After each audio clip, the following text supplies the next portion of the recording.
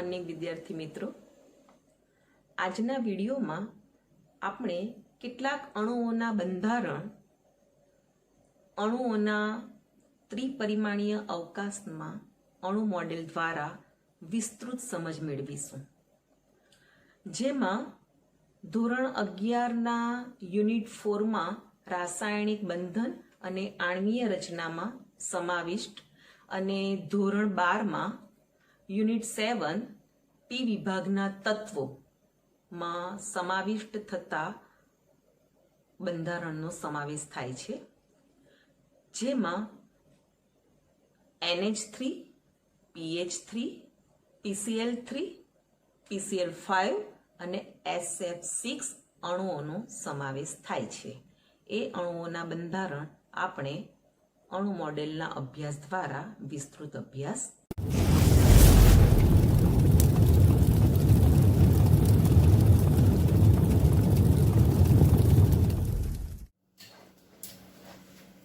તો આપણે NH3, PH3, PCl3, PCl5 અને SF6 અણુના બંધારણ અણુ મોડેલ દ્વારા સમજવાના છે. તેમાં સૌપ્રથમ આપણે NH3, PH3 અને PCl3 આ ત્રણ અણુના અણુ બંધારણ સમજીએ. આ ત્રણ અણુમાં રહેલા મધ્યસ્થી પરમાણુ નાઇટ્રોજન અને ફોસ્ફરસ જે 15મા સમૂહના તત્વો છે. 15મા સમૂહનું પ્રથમ તત્વ નાઇટ્રોજન અને એના પછીનું તત્વ ફોસ્ફરસ. NH3 ને સામાન્ય નામ છે એમોનિયા અને PH3 નું સામાન્ય નામ છે ફોસ્ફીન. આ બંને નાઇટ્રોજન અને ફોસ્ફરસના ટ્રાઇહાઇડ્રેટ સંયોજન છે. તો ફોસ્ફીનનું અણુ બંધારણ, સંકરણ અને આકાર સમજાવો કે એમોનિયાનું અણુ બંધારણ, સંકરણ અને આકાર સમજાવો, તો પણ આપણને ખ્યાલ હોવો જોઈએ કે અથવા એ રીતે પણ પૂછાય કે નાઇટ્રોજનના ટ્રાઇહાઇડ્રેટ અને ફોસ્ફરસના ટ્રાઇહાઇડ્રેટનું અણુ બંધારણ, સંકરણ અને આકારની સમજૂતી આપો. તો આ જ કન્ટેન્ટ આપણે ધ્યાન પર લેવાનું છે. તેમાં એમોનિયા એ નાઇટ્રોજનનો ટ્રાઇહાઇડ્રેટ છે અને ફોસ્ફીન એ ફોસ્ફરસનો ટ્રાઇહાઇડ્રેટ છે, જેમાં એમોનિયા એ બિનઝેરી છે અને ફોસ્ફરસનો ટ્રાઇહાઇડ્રેટ ફોસ્ફીન એ ઝેરી છે. સૌ પ્રથમ આપણે NH3 અણુનું બંધારણ, સંકરણ અને આકાર સમજીએ. આ ત્રણે ત્રણ અણુના બંધારણ સરખા જ છે, સંકરણ પણ સરખું છે, આકાર પણ સરખા છે. NH3 નું અણુ બંધારણ સમજીએ તો એમાં રહેલો મધ્યસ્થી પરમાણુ નાઇટ્રોજન. નાઇટ્રોજનનો પરમાણુ ક્રમાંક 7.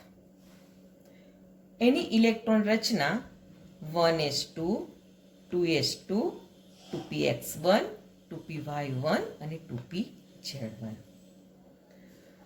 હવે NH3 ના અણુ બંધારણમાં નાઇટ્રોજન સાથે 3 હાઇડ્રોજન પરમાણુ જોડાયેલા છે, એટલે કે નાઇટ્રોજનની બાહ્યતમ કક્ષામાં રહેલી કક્ષકોમાં 3 અયુગ્મિત ઇલેક્ટ્રોન ધરાવતી કક્ષકો હોવી જોઈએ.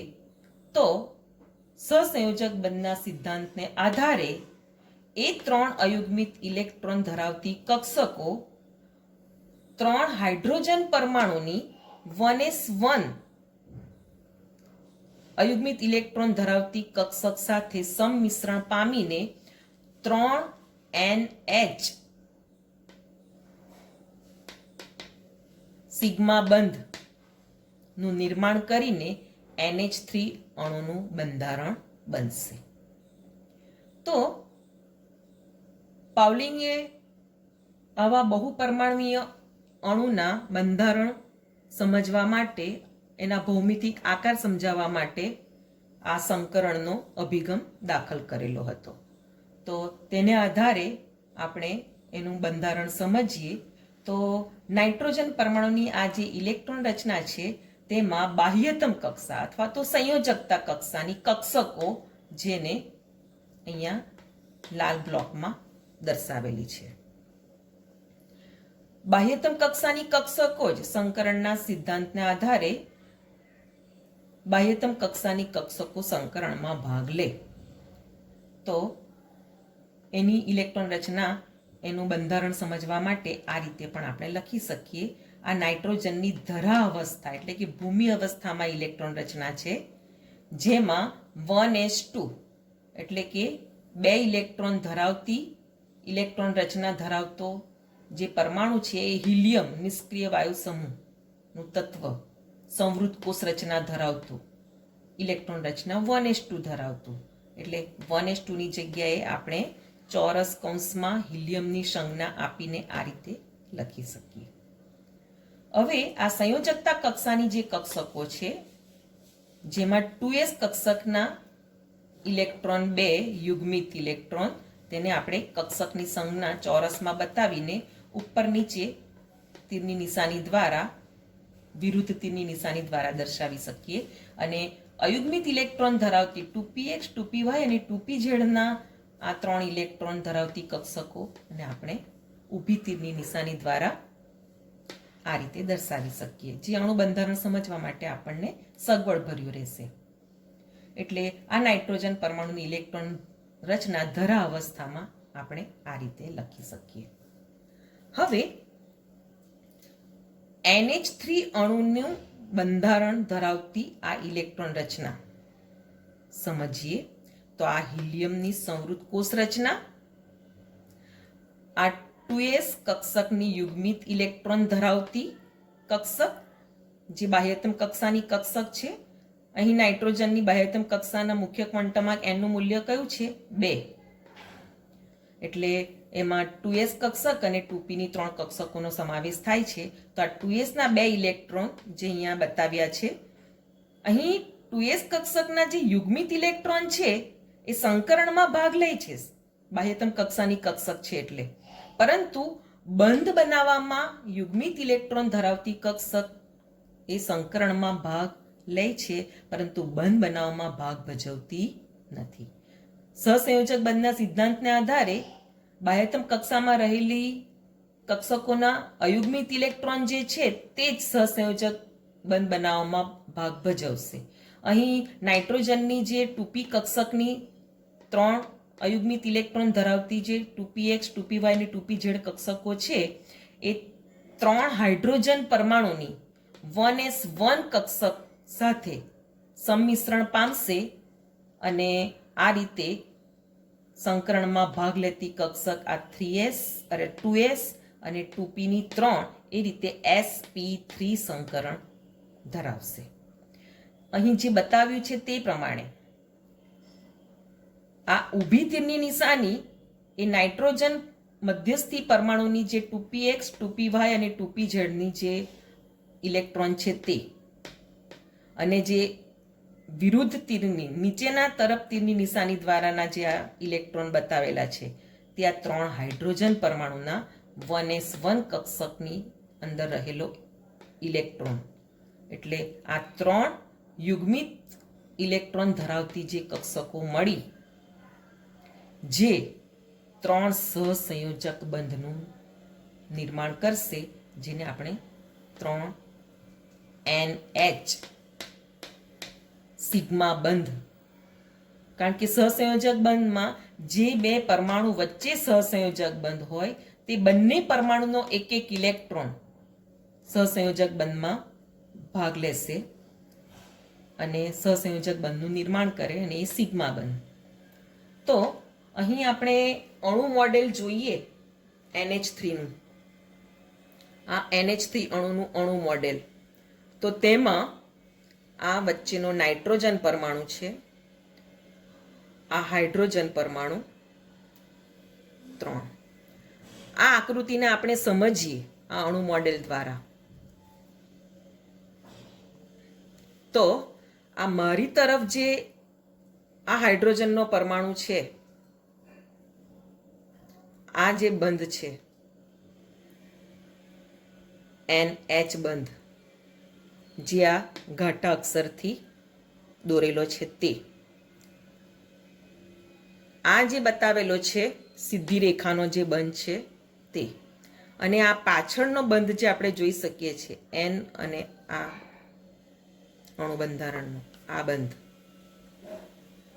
જે અહીંયા આકૃતિમાં આ લીટી દ્વારા જે દર્શાવેલો છે તે કહેવાશે. એટલે ત્રિપરિમાણીય અવકાશમાં આ NH3નું જે અણુ મોડેલ છે તે આપણે આ રીતે જોઈ શકીએ. અને ઉપર જે આ બંધ આપેલો છે, આકૃતિ આપેલી છે કક્ષક, એ કઈ કક્ષક? 2s કક્ષકનું અબંધકારક ઇલેક્ટ્રોન યુગ્મ છે. જે આ 2s કક્ષક નાઇટ્રોજનની ઇલેક્ટ્રોન રચનામાં બાહ્યતમ કક્ષાની 2s કક્ષક જે યુગ્મિત ઇલેક્ટ્રોન ધરાવતી છે કે તે ઇલેક્ટ્રોનને બંધ બનાવવામાં ભાગ નથી ભજવ્યો, એટલે આ ઇલેક્ટ્રોનને અબંધકારક ઇલેક્ટ્રોન યુગ્મ કહેવાશે. સંકરણમાં ભાગ લીધો છે આ 2s કક્ષકે, યુગ્મિત ઇલેક્ટ્રોન ધરાવતી કક્ષક 2s, પરંતુ બંધ બનાવવામાં તો કયા ઇલેક્ટ્રોન ભાગ ભજવશે? જે અયુગ્મિત ઇલેક્ટ્રોન હોય તે જ કક્ષકોના, જે આ 3 હાઇડ્રોજન પરમાણુ સાથે યુગ્મિત કક્ષકો દ્વારા 3 સહસંયોજક સિગ્મા બંધનું નિર્માણ કરે છે. એટલે સંકરણ થશે, સંકરણમાં ભાગ લેતી કક્ષક S અને P ની 3. એટલે અહીંયા આ જે બતાવ્યું છે અને આ જે 2 ઇલેક્ટ્રોન બતાવેલા છે તે કઈ કક્ષકના? આ 2s કક્ષકના. 2s કક્ષકનું અબંધકારક ઇલેક્ટ્રોન યુગ્મ કહેવાશે. pH3 અને PCl નું બંધારણ પણ આપણે જોઈશું, તેમાં પણ આ જ પ્રમાણે, તેમાં પણ અણુ મોડેલ એ 3 ના NH3, PH3 અને PCl3 ના અણુ મોડેલ અને એનો આકાર 3 માં સંકરણ પણ સરખું જ sp3 સંકરણ આવશે. અને અણુ મોડેલ આપણે આ રીતેનું 3 નું સમજવાનું છે. અને એનો આકાર કેવો રહેશે? ત્રિકોણીય પિરામિડલ. અહીંયા આપણે ત્રિકોણ, આ પિરામિડ એક રચાયો છે ઉપર, એમાં શિખર પરનો નાઇટ્રોજનનો પરમાણુ અને આ 3 હાઇડ્રોજન પરમાણુ, આ એક જે પિરામિડ રચાયો, ત્રિકોણીય પિરામિડ રચાયો છે. એટલે એનું નામ છે, એના આકારનું નામ શું રહેશે? ત્રિકોણીય પિરામિડલ. કારણ કે પિરામિડ ચતુષ્કોણ પણ હોય અને 4 અને ત્રિકોણીય પિરામિડલ પણ હોય, તો આ ત્રિકોણીય પિરામિડલ છે. એટલે 3 અણુના આકાર ત્રિકોણીય પિરામિડલ રહેશે અને સંકરણ 3 અણુની અંદર sp3. અહીંયા બંધકોણ સમજી લઈએ. આ 3 NH બંધ છે તેનો બંધ લંબાઈનું મૂલ્ય 101.7 પિકોમીટર. 3 NH બંધની બંધ લંબાઈ. અને જે બંધકોણ છે તે બંધકોણનું મૂલ્ય કેટલું આવશે? HNH. આવા 3 બંધકોણ રહેલા છે તે 3 બંધકોણના મૂલ્ય 107.8 અંશ. એટલે આ એક બંધકોણ થશે, આ HNH, આ એક બંધકોણ, આ HNH, બરાબર, અને આ એક HN. એટલે આ 3 બંધકોણના મૂલ્ય HNH ના એ 107 અને 8 અંશના રહેશે. એટલે NH3 અણુનું બંધારણ આ રીતેની સમજ સાથે જ આપણે હવે PH3 અને PCl3 નું બંધારણ જોઈએ. જેવી રીતે આપણે NH3 નું અણુ બંધારણ સમજ્યા, તેવી રીતે આપણે PH3 નું અણુ બંધારણ પણ સમજીએ. તો તેના માટે ફોસ્ફરસ મધ્યસ્થી પરમાણુ PH3 અણુમાં છે. તો ફોસ્ફરસનો પરમાણુ ક્રમાંક 15, એટલે એની ઇલેક્ટ્રોન રચના 1s2 2s2 2p6, 10 ઇલેક્ટ્રોન થયા. ત્યાર પછી 3s2 અને 10 ને 2 12, 13 14 અને 15 હુન્નના સિદ્ધાંત પ્રમાણે 3px1 3py1 3pz1. આ ફોસ્ફરસના પરમાણુની ઇલેક્ટ્રોન રચના થઈ. આ જે ભૂરા બ્લોકમાં જે આપેલું છે એ ફોસ્ફરસની બાહ્યતમ કક્ષાની ઇલેક્ટ્રોન રચના કહેવાશે. બાહ્યતમ કક્ષાના મુખ્ય ક્વોન્ટમાંકનું મૂલ્ય અહીં 3 છે. NH3માં નાઇટ્રોજન પરમાણુની બાહ્યતમ કક્ષાના મુખ્ય ક્વોન્ટમાંક એનનું મૂલ્ય 2 હતું. તો ફોસ્ફરસની ધરા અવસ્થામાં ઇલેક્ટ્રોન રચના આ જે છે તેને આપણે આ રીતે પણ બતાવી શકીએ. તો 1s2 2s2 2p6 10 ઇલેક્ટ્રોન ધરાવતી સંવૃત કોષ રચના ધરાવતું નિષ્ક્રિય વાયુ તત્વ નિયોન, જેને આ રીતે ચોરસ કૌંસમાં બતાવાય ટૂંકમાં ઇલેક્ટ્રોન રચના લખવા માટે.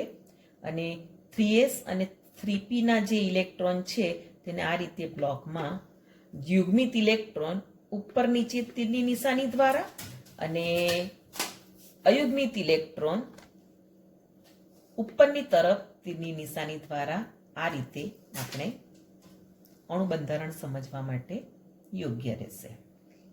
એટલે આ જ ઇલેક્ટ્રોન રચનાને આપણે આ રીતે બતાવી શકીએ. હવે pH3 અણુના બંધારણની ઇલેક્ટ્રોન રચના, તો આ નિયોન અને pH3માં 3 હાઇડ્રોજન પરમાણુની 1s1 કક્ષકના ઇલેક્ટ્રોન જે સંમિશ્રણ પામશે તેમાં 3p કક્ષકની જે 3px નો આ એક ઇલેક્ટ્રોન, 3py અને 3pz જે આ 3 અયુગ્મિત ઇલેક્ટ્રોન સાથે 3 હાઇડ્રોજન પરમાણુના 1s1 કક્ષકના ઇલેક્ટ્રોન સંમિશ્રણ પામીને sp3 સંકૃત કક્ષકોનું નિર્માણ કરશે. જેમાંની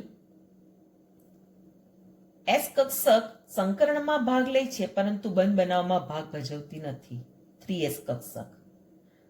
પણ 3p ની જે અયુગ્મિત ઇલેક્ટ્રોન ધરાવતી આ 3 કક્ષકો જે બંધ બનાવવામાં ભાગ ભજવે 3 હાઇડ્રોજન પરમાણુ સાથે, તો ફોસ્ફરસનો એક બંધ pH બંધ આ એક હાઇડ્રોજન પરમાણુના ફોસ્ફરસના 3px ના એક ઇલેક્ટ્રોન સાથે ઇલેક્ટ્રોન યુગ્મ બનશે. બીજા હાઇડ્રોજન પરમાણુનું 3py સાથે અને ત્રીજા હાઇડ્રોજન પરમાણુની 1s કક્ષકનું સંમિશ્રણ ફોસ્ફરસની 3pz સાથે. એટલે આ રીતે 3pH બંધનું નિર્માણ થશે અને સંકરણ થશે sp3.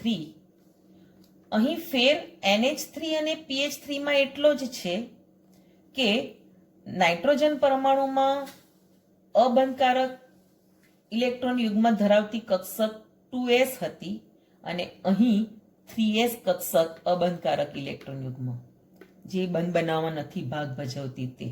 એટલે અહીંયા જે આકૃતિમાં આ જે બતાવ્યું છે અણુ મોડેલ તો NH3 નું, pH3 નું ને હવે પછી જે આપણે PCl3 નું જોઈશું તે 3 નું સરખું જ, પરંતુ NH3 માં 2s કક્ષકનું અબંધકારક ઇલેક્ટ્રોન યુગ્મ, જ્યારે pH3 માં 3s કક્ષકનું અબંધકારક ઇલેક્ટ્રોન યુગ્મ, બંનેનો આકાર સરખો છે. એટલે અહીં પણ sp3 સંકરણ અને ફોસ્ફરસની ધરા અવસ્થામાં જ pH3 અણુનું પણ અણુ બંધારણ બને છે. હવે આપણે PCl3 અણુનું બંધારણ સમજીએ. PCl3 માં ફોસ્ફરસની ઇલેક્ટ્રોન રચના તો આપણે આગળ જોઈ ગયા છીએ. PCl3 માં ક્લોરીનના 3 પરમાણુઓ જોડાઈને PCl3 અણુ બંધારણ બને છે. તો ક્લોરીન પરમાણુની ઇલેક્ટ્રોન રચના આપણે સમજવી પડે. તો ક્લોરીન પરમાણુની ઇલેક્ટ્રોન રચના પરમાણુ ક્રમાંક 17 પ્રમાણે 1s2 2s2 2p6 10 ઇલેક્ટ્રોન થયા.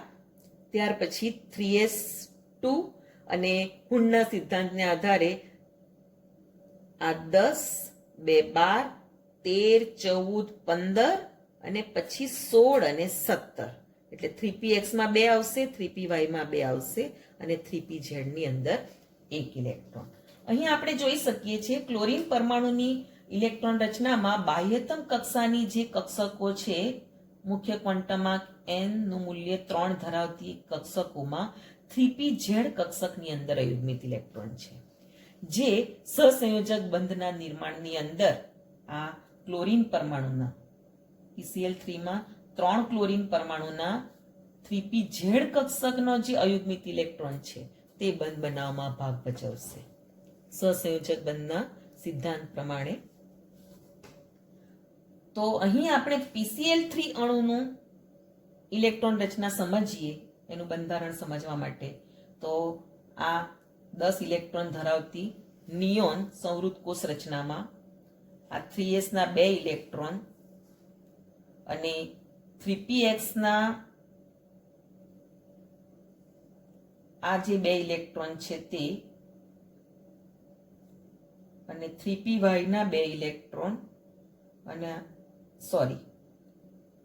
ફોસ્ફરસના 3p ના જે 2 ઇલેક્ટ્રોન છે, 3 ઇલેક્ટ્રોન અબંધકારક ઇલેક્ટ્રોન યુગ્મ એ ક્લોરીનના 3 પરમાણુ સાથે 3p-Z કક્ષકના ક્લોરીન પરમાણુનો અયુગ્મિત ઇલેક્ટ્રોન આ ફોસ્ફરસની 3px કક્ષકનો ઇલેક્ટ્રોન અને આ જે ઇલેક્ટ્રોન ઊંધી તીરની નિશાની દ્વારા નીચેની તરફ બતાવ્યો છે તે ક્લોરીન પરમાણુનો 3p-Z કક્ષકનો, એવી રીતે આ બીજા ક્લોરીન પરમાણુનો, આ ત્રીજા ક્લોરીન પરમાણુનો, એવી રીતે અહીં પણ PCl3 ના નિર્માણમાં ફોસ્ફરસની S કક્ષકનું એક અને 3p ની 3 કક્ષકો સંકરણમાં ભાગ લે છે, એટલે sp3 સંકરણ, અહીં પણ sp3 સંકરણ થશે. અહીં આકૃતિમાં તમે જોઈ શકો છો ક્લોરીનની આજુબાજુ આ 3 અબંધકારક ઇલેક્ટ્રોન યુગ્મ લાલ ડોટ્સ દ્વારા બતાવ્યા છે. તે કયા છે તે જોઈએ, આપણે સમજીએ. તો અહીં આપણે જેવી રીતે ફોસ્ફરસના આ જે 2 ઇલેક્ટ્રોન છે અબંધકારક ઇલેક્ટ્રોન યુગ્મ કે જે બંધ બનાવવામાં નથી ભાગ ભજવ્યા, તે આ ફોસ્ફરસના મધ્યસ્થી પરમાણુના આપણે અહીં આ 2 ઇલેક્ટ્રોન બતાવ્યા છે. આ જે 2 ઇલેક્ટ્રોન છે કાળા ડોટ્સ દ્વારા બતાવ્યા છે એ ફોસ્ફરસના 3s કક્ષકના 2 ઇલેક્ટ્રોન છે, એટલે 3s કક્ષકનું અબંધકારક ઇલેક્ટ્રોન યુગ્મ છે જે બંધ બનાવવામાં ભાગ ભજવતો નથી. ફોસ્ફરસના 3px, 3py અને 3pz નો આ એક ઇલેક્ટ્રોન જ બંધ બનાવવામાં ભાગ ભજવે છે 3 ક્લોરીન પરમાણુ સાથે.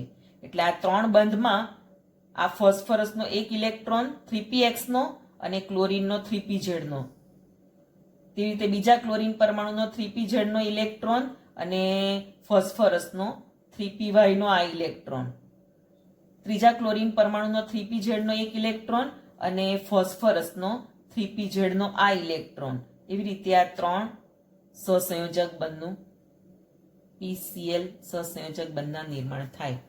પરંતુ ક્લોરીન પરમાણુના આ જે 3 અબંધકારક ઇલેક્ટ્રોન યુગ્મ બતાવ્યા છે તે કયા?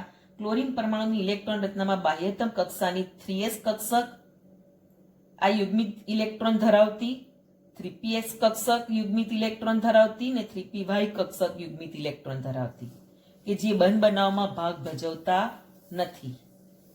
ફક્ત 3pz નો અયુગ્મિત ઇલેક્ટ્રોન છે તે જ બંધ બનાવવામાં ભાગ ભજવે છે.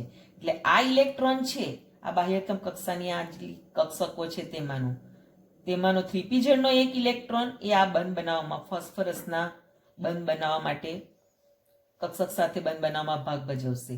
પણ આ જે 3 કક્ષકોના 3s, 3px અને 3py ના જે આ યુગ્મિત ઇલેક્ટ્રોન છે કે જે બંધ બનાવવામાં નથી ભાગ ભજવ્યા, તે અહીં અબંધકારક ઇલેક્ટ્રોન યુગ્મ તરીકે દર્શાવ્યા છે.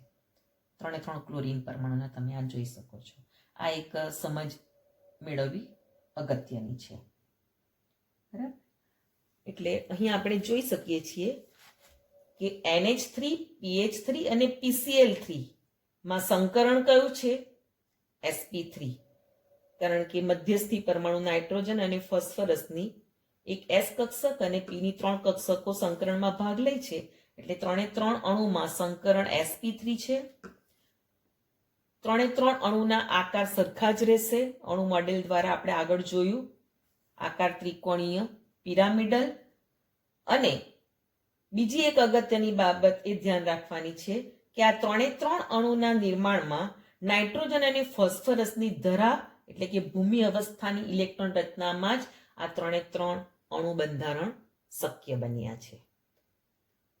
હવે આપણે જે PCl5 અને SF6 અણુના બંધારણ સમજીશું કે જેમાં ફોસ્ફરસ અને સલ્ફરની ધરા સ્થિતિમાં નહીં પરંતુ એની ઉત્તેજિત અવસ્થામાં અણુ બંધારણ બન્યા છે, જેનો આપણે આગળ અભ્યાસ જોઈએ.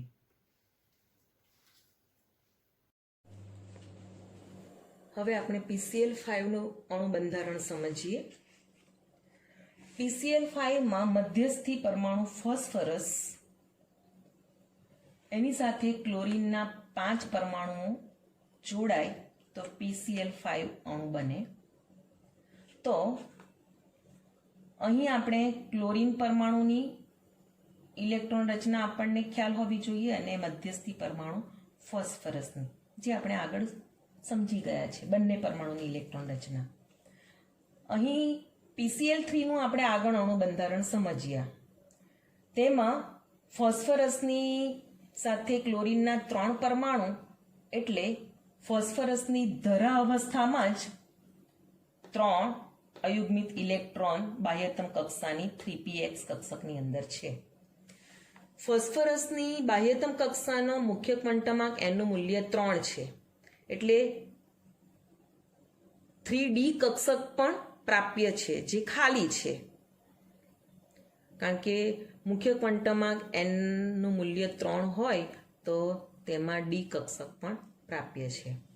એટલે ફોસ્ફરસની ધરા અવસ્થામાં આ ઇલેક્ટ્રોન રચના આપણે જાણીએ છીએ કે નિયોનના 10 ઇલેક્ટ્રોન, ત્યાર પછી કક્ષક આવશે 3s માં 2, 3p માં 3px1, 3py1, 3pz1. એટલે ફોસ્ફરસની ધરા અવસ્થામાં 3 અયુગ્મિત ઇલેક્ટ્રોન છે, એટલે PCl3 અણુના નિર્માણની અંદર 3 અયુગ્મિત ઇલેક્ટ્રોન ફોસ્ફરસની ધરા અવસ્થામાં જ છે પ્રાપ્ય. એટલે 3 ક્લોરીન પરમાણુની સાથે ક્લોરીન પરમાણુની 3pz ની અંદર જે અયુગ્મિત ઇલેક્ટ્રોન છે તેની સાથે કક્ષકો સંમિશ્રણ પામીને sp3 સંકરણ દ્વારા PCl3 અણુનું અણુ બંધારણ બને. પરંતુ PCl5માં ફોસ્ફરસ સાથે ક્લોરીનના 5 પરમાણુને એટલે ફોસ્ફરસની ઇલેક્ટ્રોન રચનાની અંદર 5 અયુગ્મિત ઇલેક્ટ્રોન હોવા જોઈએ. ધરા અવસ્થામાં કેટલા અયુગ્મિત ઇલેક્ટ્રોન પ્રાપ્ય છે? 3. તો PCl5ના અણુ બંધારણ માટે ફોસ્ફરસની બાહ્યતમ કક્ષામાં 5 અયુગ્મિત ઇલેક્ટ્રોન માટે ફોસ્ફરસની ઉત્તેજિત અવસ્થામાં ઇલેક્ટ્રોન રચના આપણે સમજીએ તો એ જે 3d કક્ષક ખાલી છે તેમાં ફોસ્ફરસની ધરા અવસ્થામાં ઇલેક્ટ્રોન રચનાની અંદર જે યુગ્મિત ઇલેક્ટ્રોન ધરાવતી જે 3s કક્ષક છે તે 3s કક્ષકના યુગ્મિત ઇલેક્ટ્રોનનું અયુગ્મન થઈને એ ઇલેક્ટ્રોન ક્યાં જશે? 3d કક્ષક જે ખાલી છે તેમાં. તો અહીં આપણે ફોસ્ફરસની ઉત્તેજિત સ્થિતિમાં ઇલેક્ટ્રોન રચના સમજીએ તો નિયોનના 10 ઇલેક્ટ્રોન અને આ 3s નું જે યુગ્મિત ઇલેક્ટ્રોન હતો તેનું અયુગ્મન થઈને એ ક્યાં જશે? 3d ની આ એક ખાલી કક્ષામાં. 3d ના 5 પ્રકાર, પેટા પ્રકાર. એટલે હવે ફોસ્ફરસની ઉત્તેજિત સ્થિતિમાં આપણને 5 અયુગ્મિત ઇલેક્ટ્રોન પ્રાપ્ત, 3s માં 1, 3p ના 3 અને 3d નો 1. એટલે હવે આપણે PCl5 જેને ફોસ્ફરસ પેન્ટાક્લોરાઇડ કહેવાય તેનો ઇલેક્ટ્રોન રચના જોઈએ તો આ નિયોન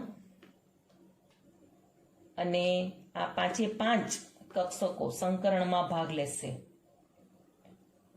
s ની આ 1, p ની 3 અને d ની 1, 5માની 1 કક્ષક સંકરણમાં ભાગ લે છે.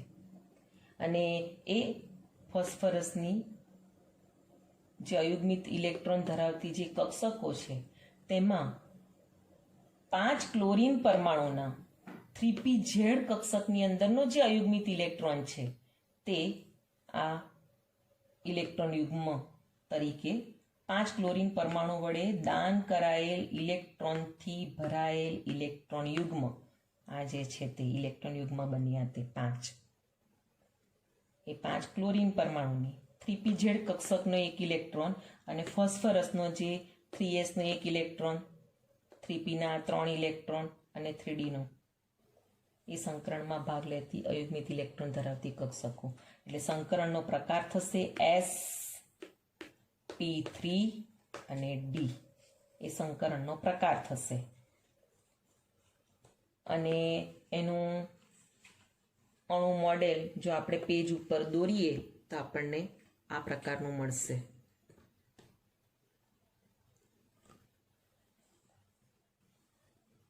આ ફોસ્ફરસનો પરમાણુ, આ ક્લોરીનના 5 પરમાણુ, એનું અણુ મોડેલ જુઓ.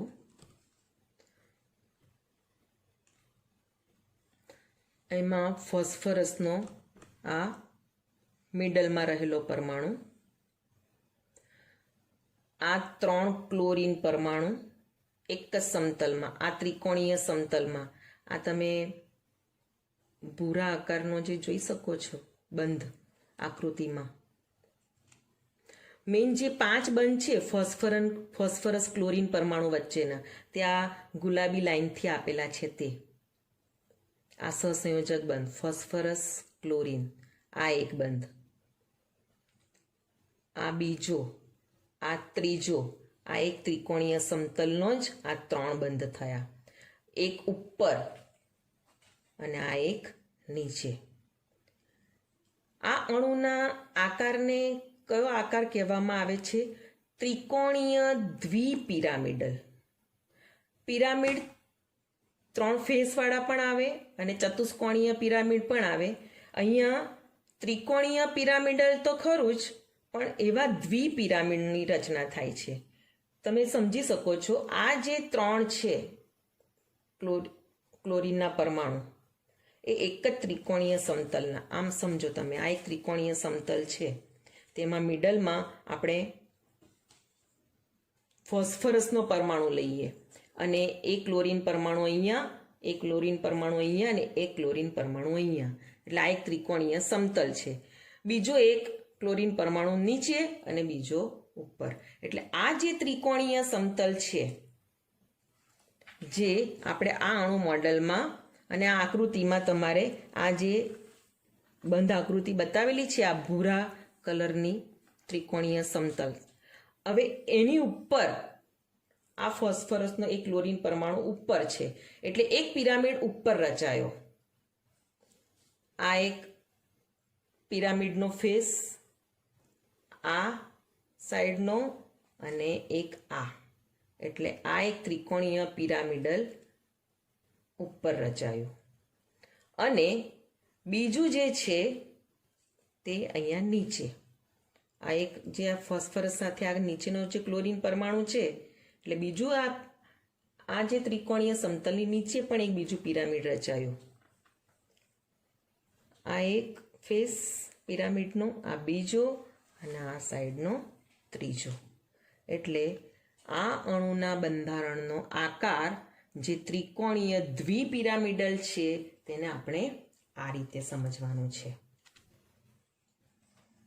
અહીં આપણે જોઈ શકીએ છીએ કે ફોસ્ફરસનું અણુનું બંધારણ sp3d સંકરણ ધરાવતું આકાર ત્રિકોણીય દ્વિપિરામિડલ, પરંતુ આ જે બંધારણ છે એ ફોસ્ફરસ પરમાણુની ઉત્તેજિત સ્થિતિની ઇલેક્ટ્રોન રચનામાં, કારણ કે ધરા અવસ્થામાં તો 3 જ અયુગ્મિત ઇલેક્ટ્રોન, એ PCl3 અણુનું નિર્માણ એ ફોસ્ફરસ પરમાણુની ધરા અવસ્થામાં શક્ય હતું, જ્યારે ફોસ્ફરસની ઉત્તેજિત અવસ્થામાં PCl5 અણુનું અણુ બંધારણ, જેમાં આપણે અહીંયા બંધકોણ સમજી લઈએ ખાસ,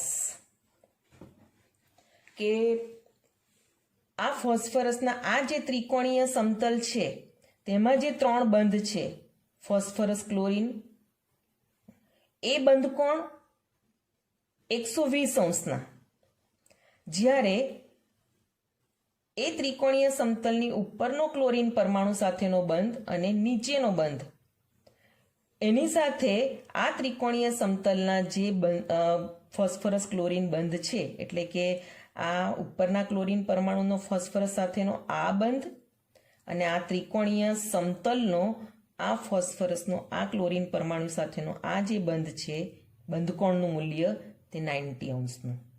તેવી રીતે આ ત્રિકોણીય સમતલનો ફોસ્ફરસ ક્લોરીન બંધ અને આ બંધ એની વચ્ચેનો પણ બંધકોણનું મૂલ્ય કેટલું આવશે? 90. એક પ્રમાણે 3 એ તે નીચેના ક્લોરીન પરમાણુના આ બંધ સાથે પણ આ ત્રિકોણીય સમતલના 3 બંધ એ 90 અંશનો ખૂણો રચશે. જ્યારે ત્રિકોણીય સમતલના જે 3 બંધકોણ છે, આ ત્રિકોણીય સમતલના આ 3 ક્લોરીન પરમાણુઓ છે, તો ક્લોરીન, ફોસ્ફરસ, ક્લોરીન, આ બંધકોણ 120, આ ક્લોરીન, ફોસ્ફરસ, ક્લોરીન, આ બંધકોણ 120. એ પ્રમાણે આ ક્લોરીન, ફોસ્ફરસ, ક્લોરીન, એટલે આ બંધકોણ પણ કેટલા થશે? 120 અંશના. એટલે PCl5ની અંદર બંધકોણના 2 મૂલ્યો છે. એક ત્રિકોણીય સમતલના બંધકોણના Cl બંધ જે 3 છે તે 120 અંશના અને ઉપરના ક્લોરીન પરમાણુ સાથે ત્રિકોણીય સમતલના જે Cl બંધનું જે બંધકોણનું મૂલ્ય છે એ 90 અંશનું. એવી જ રીતે બંધ લંબાઈમાં પણ 2 પ્રકારના બંધ લંબાઈ આવશે. જે ત્રિકોણીય સમતલના ઉપર ફોસ્ફરસ સાથે જે ક્લોરીન પરમાણુ છે, એટલે એક આ બંધ અને આ ફોસ્ફરસનો આ નીચેના ક્લોરીન પરમાણુ સાથેનો જે બંધ છે, તે બંધ લંબાઈ 240 પિકોમીટરની. જ્યારે ત્રિકોણીય સમતલના જે આ 3 PCl બંધ છે, તે બંધ લંબાઈ કેટલી છે? 202 પિકોમીટર. એટલે PCl5નું અણુ બંધારણ જ્યારે સમજવાનું હોય કે આકૃતિ દોરવાની હોય ત્યારે બંધકોણના મૂલ્ય પણ 2 પ્રકારના આવશે અને બંધ લંબાઈ છે 5 PCl બંધ, પણ 2 બંધ જે છે, એક ત્રિકોણીય સમતલનો ઉપરના ક્લોરીન પરમાણુ સાથેનો આ ફોસ્ફરસ સાથેનો જે બંધ છે તે, અને નીચેનો ક્લોરીન પરમાણુનો જે આ બંધ છે, આ જે 2 બંધ છે તેની બંધ લંબાઈ 240 પિકોમીટર. અને ત્રિકોણીય સમતલ, આ ભૂરી ત્રિકોણીય સમતલ આપેલું છે ભૂરી લાઈન દ્વારા, જેમાં 3 PCl બંધ છે, એક આ અને એક આ. આ જે 3 બંધ છે તેની બંધ લંબાઈ 202 પિકોમીટર. બંધકોણ પણ ત્રિકોણીય સમતલના Cl બંધકોણના મૂલ્ય 120. એવા 3 બંધકોણ આવશે. આ 2 ક્લોરીનનું વચ્ચે ફોસ્ફરસનો આ બંધકોણ, આ ક્લોરીન ફોસ્ફરસ ક્લોરીનનો બંધકોણ અને આ ક્લોરીન ફોસ્ફરસ ક્લોરીનનો આ બંધકોણ. જ્યારે ઉપરના ક્લોરીન પરમાણુનો ફોસ્ફરસ સાથેનો જે આ બંધ છે તે ત્રિકોણીય સમતલના આ બંધ સાથેનો જે બંધકોણ છે એ બધા 90 અંશના આવશે. એટલે આ એક PCl5નું અણુ બંધારણ ફોસ્ફરસની ઉત્તેજિત સ્થિતિમાં અને બંધકોણના મૂલ્યો અને બંધ લંબાઈના મૂલ્યો આ રીતે અલગ પ્રકારના છે તે ખાસ સમજવાનું છે. અને આકાર રહેશે એનો ત્રિકોણીય દ્વિપિરામિડલ. હવે આપણે SF6 અણુનું બંધારણ સમજીએ.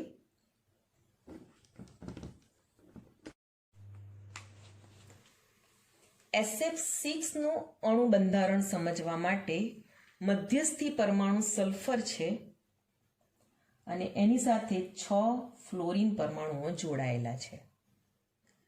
તો સલ્ફર એ મધ્યસ્થી પરમાણુ, એની ઇલેક્ટ્રોન રચના જોઈએ. એનો પરમાણુ ક્રમાંક 16. આ એની ધરા અવસ્થામાં ઇલેક્ટ્રોન રચના છે. 16 ઇલેક્ટ્રોન એટલે નિયોનની સંવૃત કોષ રચના 10 ઇલેક્ટ્રોન ધરાવતું, એટલે 10 કમ્પ્લીટ થયા. ત્યાર પછી કક્ષક 3s 3p અને 3d આવશે. તો 10 3s માં 2 12, પછી 3p માં ભરીએ તો 13 14 15 અને પછી 16મો ઇલેક્ટ્રોન પાછો 3px માં આવે. એટલે આ સલ્ફરની ધરા અવસ્થામાં ઇલેક્ટ્રોન રચના છે. અને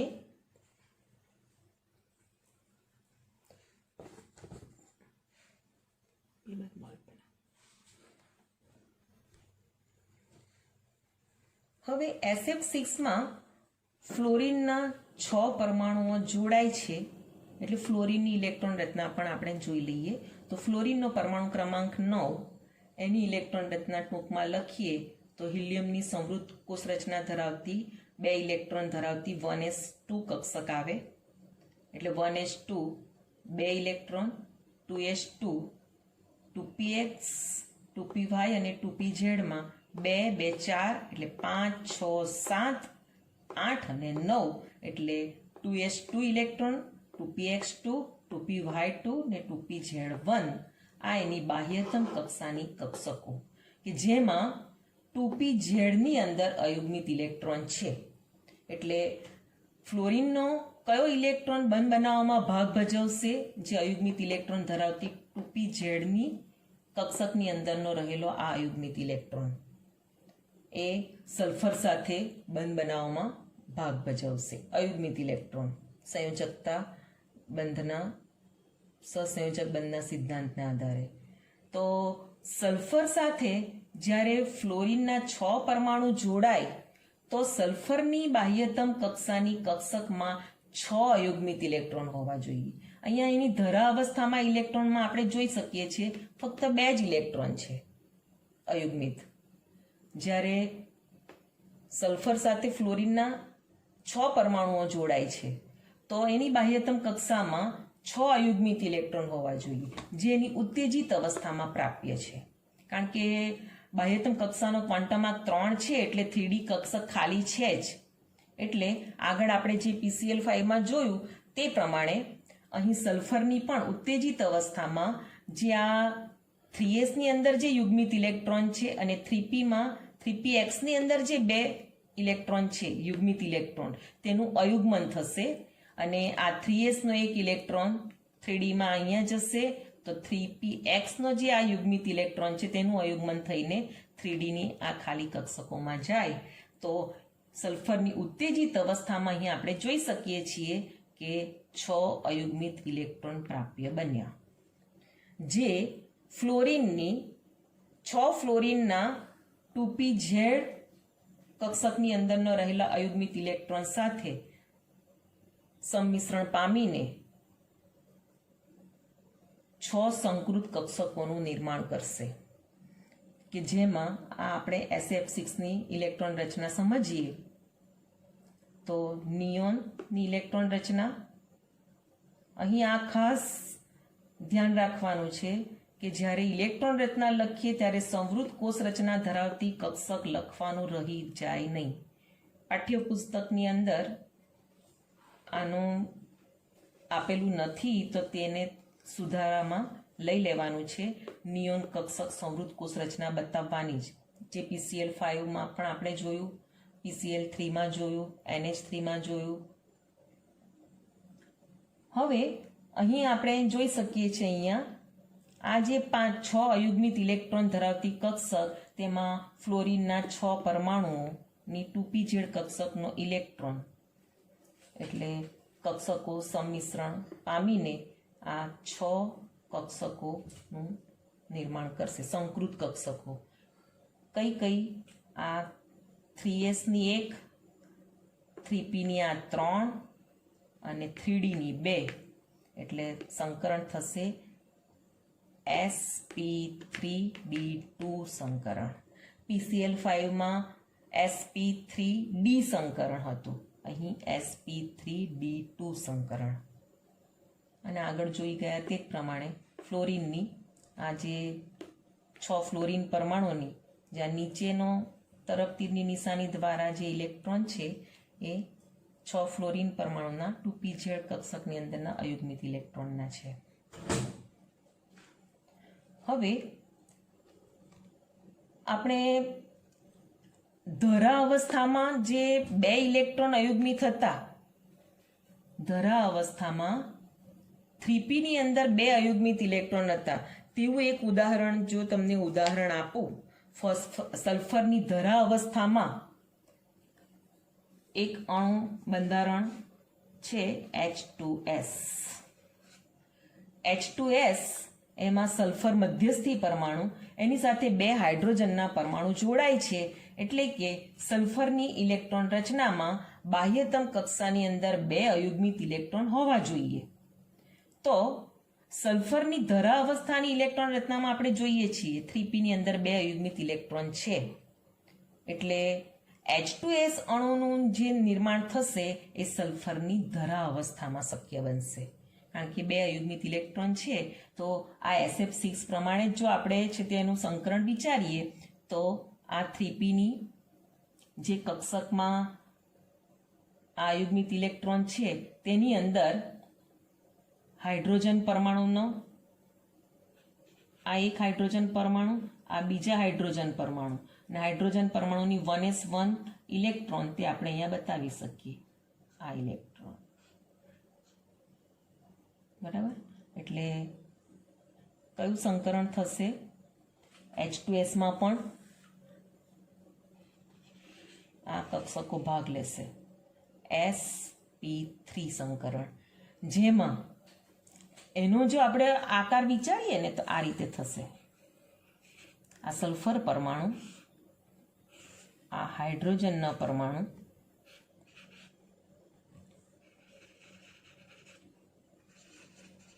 બરાબર,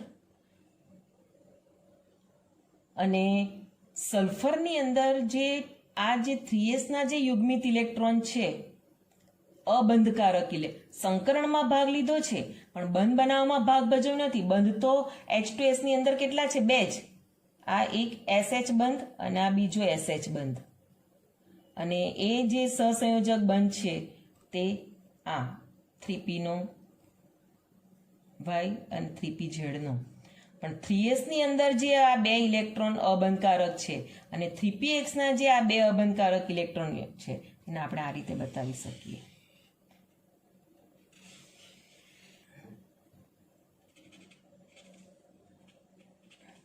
H2O ના અણુ બંધારણમાં પણ આ જ બેઠી આ જ ઇલેક્ટ્રોન રચના બંધારણ એનું S ની જગ્યાએ O આવે, ઓક્સિજન પરમાણુ આવે એટલું જ. એટલે અહીં આપણે આ બંધારણને પણ અહીં H2S એ સલ્ફરની ધરા સ્થિતિમાં બંધારણ શક્ય બનશે, જ્યારે SF6 માટે 6 ફ્લોરિન પરમાણુ જોડાય એટલે 6 અબંધકારક ઇલેક્ટ્રોન યુગ્મ, એટલે સલ્ફરને ઉત્તેજિત સ્થિતિમાં ઇલેક્ટ્રોન રચના 6 અયુગ્મિત ઇલેક્ટ્રોન પ્રાપ્ય બને, એટલે SF6 એ ઉત્તેજિત અવસ્થામાં. હવે એનું અણુ બંધારણને આધારે સંકરણ તો આપણે સમજી ગયા કે sp3d2 છે, પરંતુ એનો આકાર સમજવા માટે આ એનો સમતલ પર પેપર પર આપણે જો એનું અણુ બંધારણ સમજવું હોય તો આપણે આ રીતે સમજી શકીએ. એનું અણુ મોડેલ આપણે જે જોઈએ તો આ SF6નું અણુ મોડેલ, એમાં આ ચતુષ્કોણીય વચ્ચેનું એક સમતલ છે કે જેમાં આ સલ્ફર સાથે આ 4 ફ્લોરિનના પરમાણુઓ જોડાયેલા છે, અને એક ઉપર સલ્ફર સાથેનો બંધ છે, સલ્ફરનો ફ્લોરિન પરમાણુ સાથેનો, અને આ સલ્ફરનો આ નીચેના ફ્લોરિન પરમાણુ સાથેનો એનો બંધ છે. એટલે આ કેટલા બંધ થયા?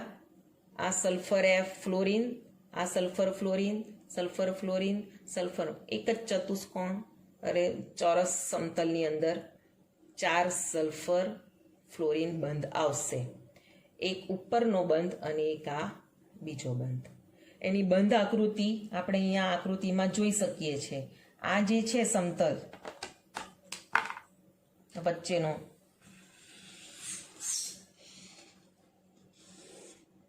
ચોરસ કે જેમાં sulphur fluorine, sulphur fluorine, sulphur fluorine, આ એક આપણે સમતલ ત્રિપરિમાણીય અવકાશમાં આપણે આ બંધ આકૃતિ છે.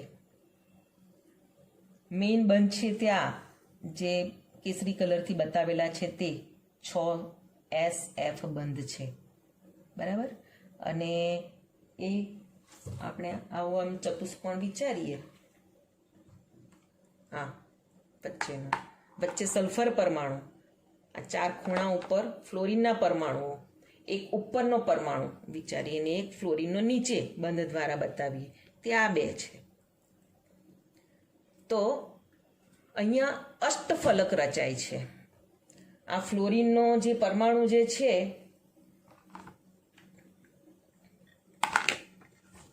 આ સલ્ફરના એની સાથે રચાશે, એક ફલક આ રચાશે.